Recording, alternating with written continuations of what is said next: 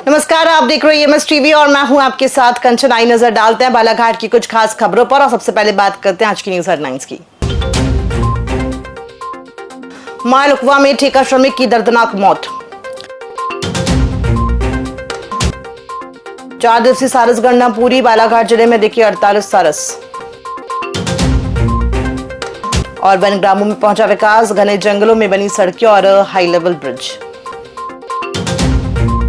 आइए अब बढ़ते हैं खबरों की ओर। बालाघाट के मॉल उकवा खदान में गुरुवार सुबह 25 वर्षीय ठेका श्रमिक विनय खंडेश्वर की दर्दनाक मौत हो गई।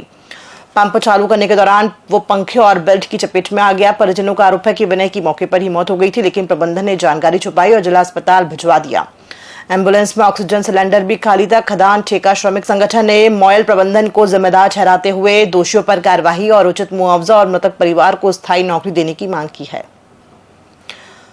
ये माइल कितनी बड़ी लापरवाही है माइल प्रबंधक की, माइल मैनेजर की और वहाँ के हॉस्पिटल प्रबंधन की कि जिस हॉस्पिटल मतलब जिस एम्बुलेंस में उन्होंने पेशेंट को भेजा है और हमको ये बता के भेजा गया कि पेशेंट जिंदा है, जबकि पेशेंट स्पॉट पे ही खत्म हो चुका था और उसको ज़बरदस्ती ऑक्सीजन लगाई गई जिस सिलेंडर में ऑक्सीजन है ही नहीं।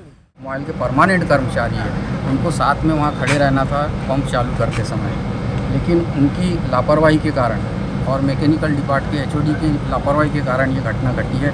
इसके जिम्मेदार पूरा मोबाइल प्रबंधक उकवा खान और उसका जो मैकेनिकल का वहाँ का एचओ है वो इसका जवाबदारी है, उनकी जवाबदारी है। अगर वहाँ पर अगर प्रशिक्षित और परमानेंट कर्मचारी साथ में होता तो यह घटना नहीं घटी।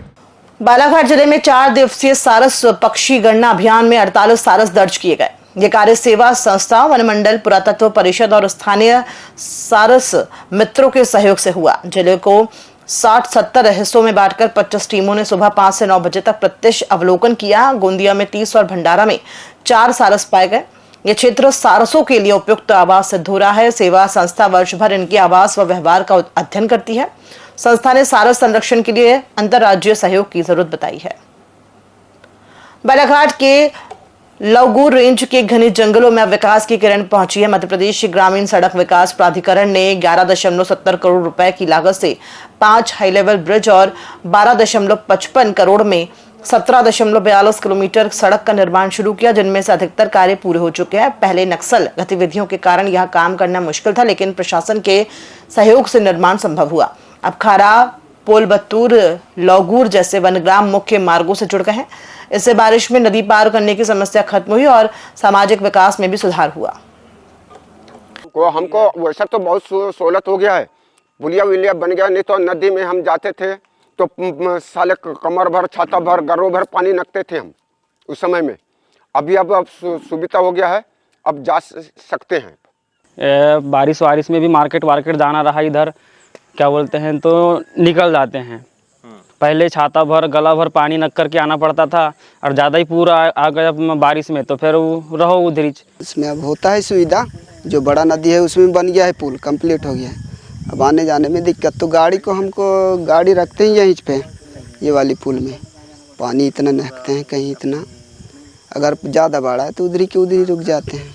अभी थोड़ा मोड़ा अब ठीक हुआ है तो कहीं मार्शल वार्शल आ जाती है, नहीं तो फिर बहुत दिक्कत मुसीबत से यहाँ का बेटी माई देने वाले भी हम नहीं देते, उतना जंगल झाड़ी है।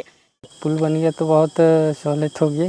अरे पुल नहीं था तो यहाँ खारा जाने में बहुत दिक्कत थी जी, ये बैलगाड़ी से भी जाना मुश्किल था, लेकिन ज़बरदस्ती अब ले जा रहे थे। सोसाइटी का राशन जो आया है तो उसके लिए जा रहा हूँ मैं। अभी ये 3-4-5 सालों में यही परिवर्तन हुआ है कि थोड़ी सी जो है आवाजाही में जो रोड हैं वो थोड़ी सी ठीक बन गई है। सरकार ने ये देखते हुए कार्य किया है तो हम उस पर गर्व करते हैं। इतने सालों में मैंने देखा कि यहाँ पहले जैसे हम लोग पैदल आना जाना करते थे। बहुत ही आवश्यक ये एक इंफ्रास्ट्रक्चर हमारे ज़िले में जुड़ा है, जो RCPLWE योजना के अंतर्गत 4 ब्रिजेज़ यहाँ पे हाई लेवल ब्रिजेज़ कंप्लीट हुए हैं और एक और ब्रिज अभी कंप्लीशन की तरफ ही है। इसमें लगभग ये 11 करोड़ 70 लाख की लागत से ये ब्रिजेस का यहाँ पे काम हुआ है। इससे लगभग जो हमारे वनग्राम थे जो बारिश के समय पे और काफ़ी समय तक ऐसा ब्रिज ना होने की वजह से उनका संपर्क टूट जाता था, तो उनको काफ़ी इसमें कनेक्टिविटी में रिलीफ मिलेगा। और इसके साथ ही आने वाले जो प्रोजेक्ट्स हैं जो अंडर प्रोसेस हैं RCPLW योजना में और PM जनमन में, उनसे इन क्षेत्रों की कनेक्टिविटी में काफ़ी सुधार आया है। जो लौगुर के घने जंगल में जो हमारा काम स्टार्ट हुआ है ये चुनौतीपूर्ण तो है, क्योंकि MPRDA विभाग द्वारा सभी जगह निर्माण कार्य किया जा रहा है।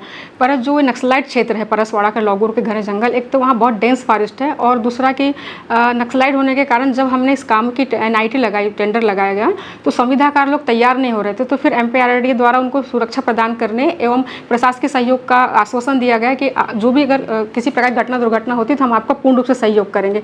फिर संविदाकार द्वारा काम करने के लिए आगे आया गया, जिसके कारण हमारे जो 5 ब्रिज हैं हाई लेवल ब्रिज, जिसकी लागत 11 करोड़ है, जिसमें से हमारे 4 हाई लेवल ब्रिज पूर्ण हो चुके हैं और एक हाई लेवल ब्रिज है जो उक्सा नदी पे है, जिसमें से 3 स्लैब कंप्लीट हो गए हैं और 5 अभी शेष हैं जो लगभग 1-2 महीने में कंप्लीट हो जाएंगे। बालाघाट में मध्य प्रदेश पंचायत सचिव संयुक्त मोर्चा ने गुरुवार को वर्षों से लंबित मांगों को लेकर जनपद पंचायत कार्यालय के सामने धरना दिया और मुख्यमंत्री के नाम कलेक्टर को ज्ञापन सौंपा। पंचायत सचिवों ने चेतावनी दी है कि यदि जल्द समस्याओं का समाधान और मांगों पर कार्रवाई नहीं हुई तो वे उग्र आंदोलन करेंगे, जिसकी जिम्मेदारी प्रशासन की होगी। उन्होंने प्रदेश के 23,000 सचिवों को नियमित कर्मचारी का दर्जा देने और पूर्व मुख्यमंत्री शिवराज सिंह द्वारा की गई संविलियन घोषणा पर अमल की मांग की। सचिवों ने शीघ्र संविलियन प्रक्रिया शुरू करने की अपील की है।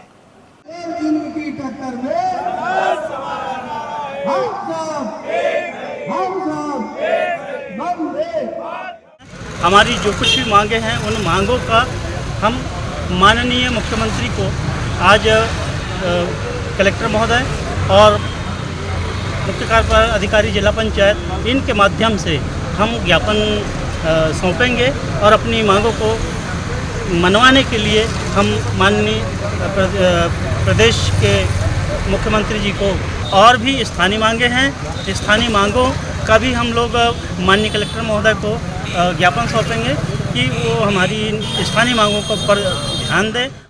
खबरों में फिलहाल इतना ही, दीजिए इजाजत, नमस्कार।